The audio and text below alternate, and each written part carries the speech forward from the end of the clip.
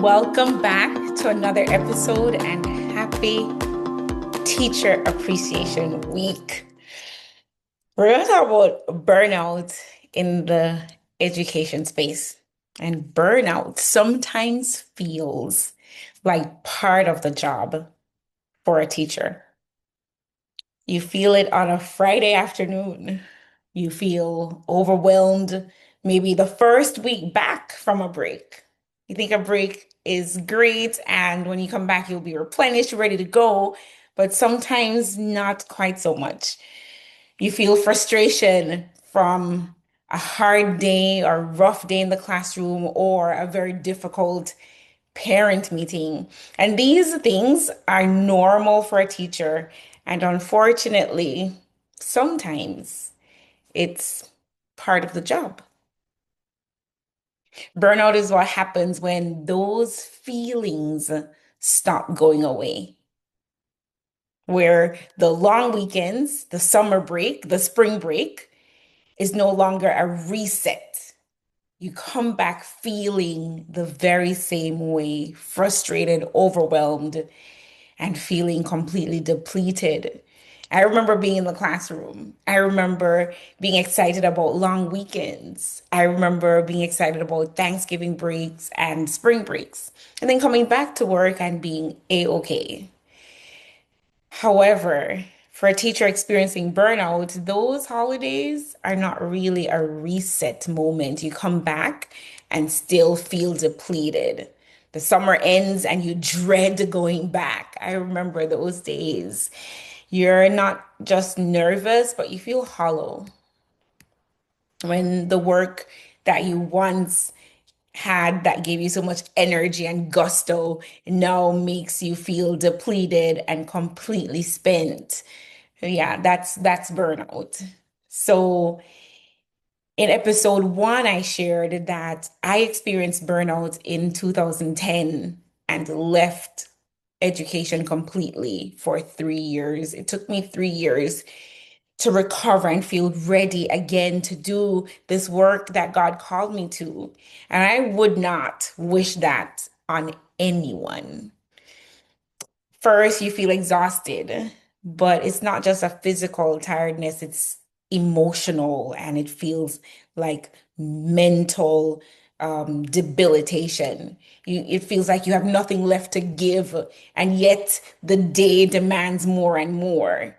And sometimes it feels like detachment, where you once feel energized and fulfilled with connecting with students, and now you feel disconnected from ministering and serving students. And you catch yourself like going through the motions.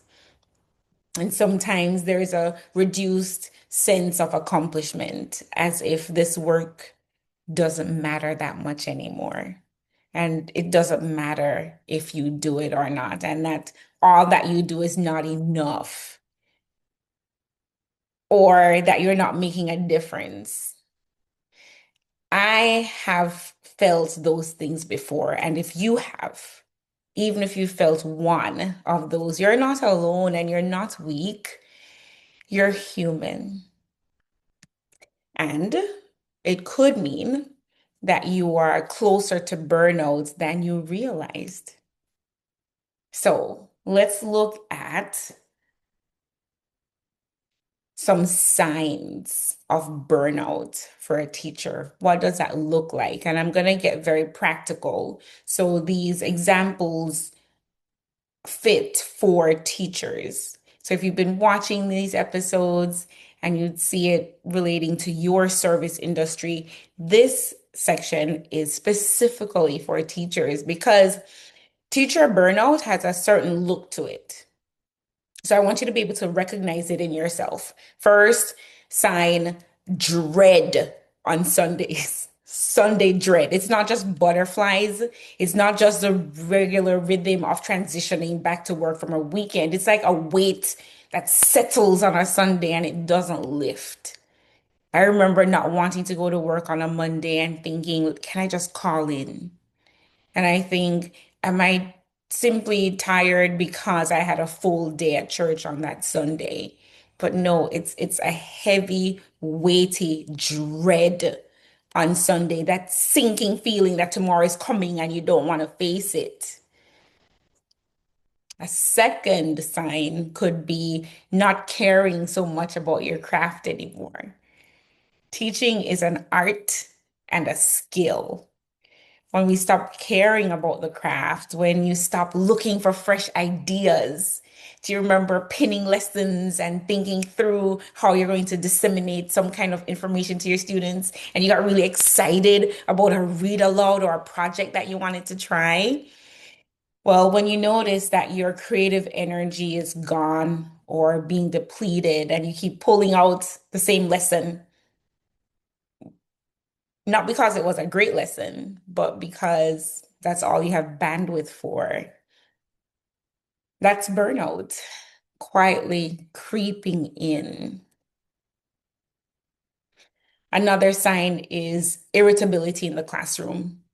And it's easy to get irritable because there's so much happening, but think about it this way. Irritability about small things that you could once handle with patience before, but now it feels like it's just too much. You know, a student is off task or a student asks a question repeatedly and you get frustrated with that, or there's a disruption in the lesson and you blow up more than is necessary. And you find yourself reacting to ways that does not reflect your character at all.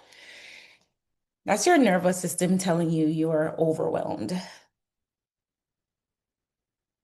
How about also feeling isolated from your colleagues? A lot of people don't realize that teaching can feel like an isolating job because we're around people all the time.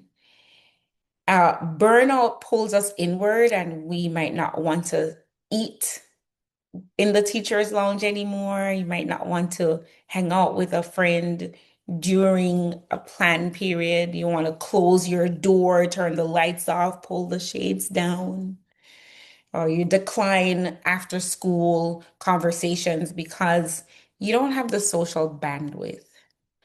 So isolation can feel protective in the moment, but it actually accelerates burnout because we're meant to be in community. You benefit from a strong PLC.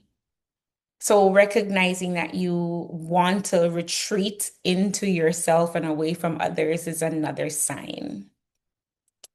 One more you can think of is questioning your calling.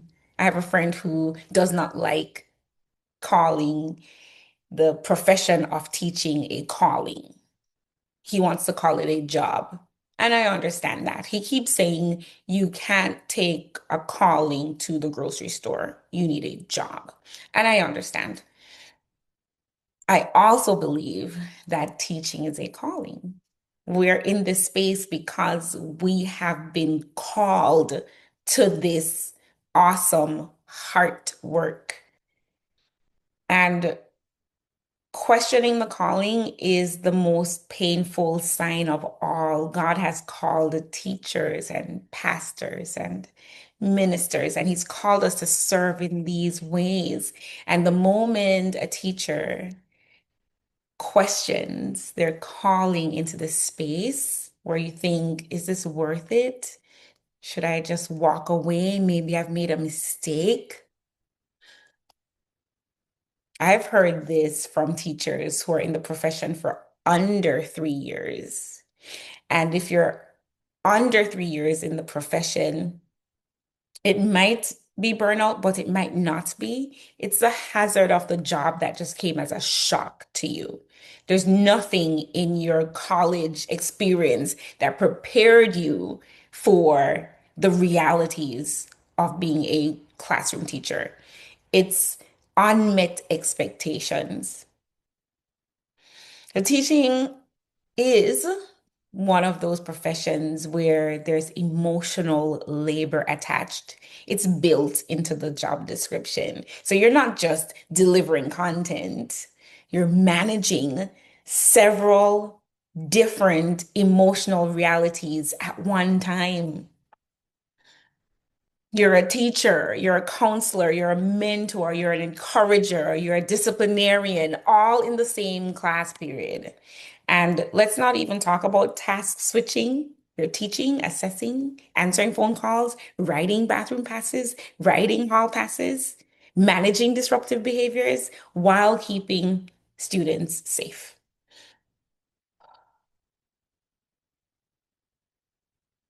And unlike most professions, the stakes feel deeply personal. Because when a student struggles, it's not just a data point to teachers, it's your heart's work. You see a child, and that's an emotional investment. Add to that the external pressures of teaching and testing and administrative expectations and curriculum changes, parents' communications, documentation requirements, so much. The job has expanded enormously, and there is very little time to get all of that done. So, this is what I want you to hear very, very clearly. The system around a teacher is often broken. And if you follow me on LinkedIn, you'll see that I'm talking about system redesign. And I have a newsletter called Teacher Well, a pun on well. That is a space where it has my heart the most. But the system will not fix itself, and we can't wait for the system to fix itself before you start protecting yourself as a teacher. Because the teachers who last, the ones who stay in the classroom 20 years and 30 years, like I did. I was in the classroom for 27 years. I know, I know. I look like 27, right? Okay, I'll take it. But I don't even know where the time went, 27 years. But the teachers who last and still love what they do, they figured out something that others haven't. They have built boundaries, they've built routines and systems around their energy. So I've asked Augusta, Gillen, and a friend of mine from Jamaica, you'll meet her soon, Dr. Jennifer Stewart Dixon, to write a book with me on overcoming burnout, an educators and school leaders guide to leading with energy again. Can it be done? Yes, it can. Yes, it can. You chose this work because it's something you believed in, because teaching matters. It absolutely does. I still remember my fourth grade teacher. A child remembers their teachers even 20 years later. And you are that teacher to someone. So here's one thing I want to leave you with. If you're a teacher, protect your transition time. That's one thing you can do. Protect your transition time. There are transition times in every day. The transition is that space between one class and the next. You don't have to fill it with an activity. We don't have to fill it with setting up for the next class. You can pause and breathe for change. You can empty your thoughts and take that moment for you. You don't have to rush to check your email. You can simply be. The opening of the next class is time enough to set up for their work. So it means you have to keep opening procedures consistent so that when students get into the class, they know exactly what to do. And if you're in elementary, and you have one class all day. So it's not middle and high and students are leaving in and out. You have one class all day. You also have transitions from one activity to the next. You can take that moment to be. And this means training your students to know what to do within transitions. I'm Dr. McBean, and I'm so honored to provide systems that carry the weight so you won't have to. You can't pour from an empty cup. You cannot sustain this work if you're running on depletion. Happy Teachers Appreciation